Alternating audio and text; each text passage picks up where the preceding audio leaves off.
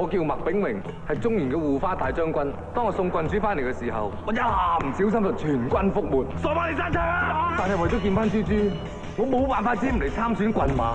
因為我點能夠估到我選郡馬嘅勁敵竟然就係豬豬嘅本人？你話呢啲係巧啊，定係巧合啊？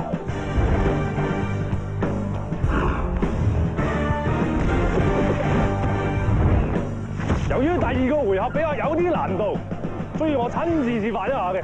我要打10個。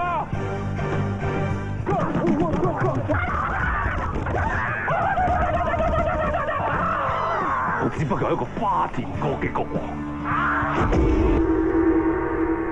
咩啫你？痛啊大佬！我由始至終都未愛過你。你講大話！我哋由細玩到大，青梅竹馬。Oh my god！ 我殺咗成龍同甄子丹。你好啲咩嘢㗎？唉，俾埋呢個你。殺死你啊！我要碾死你啊！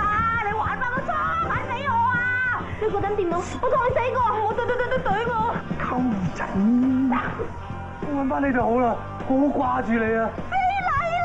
喂，唔係，唔會㗎。你做咩拖住隻手唔拖住我隻手啊？王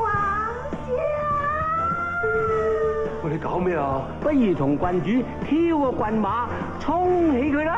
唔得嚇，我有心上人㗎。邊有心上人啊？邊度識啊？我跟郡主乃一見鍾情，正所謂真情可遇不可求，良緣一去不回頭。講嘅文縐縐一九球，讀個書大晒啊！嘿，你兩個爭得你天光啦！等我行仗義，我去夜劫郡主。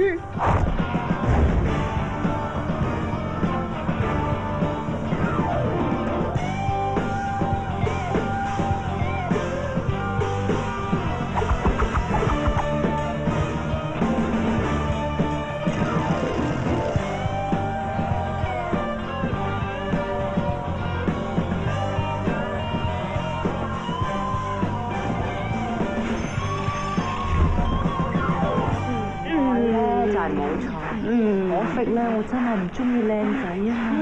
靚仔冇罪㗎嘛。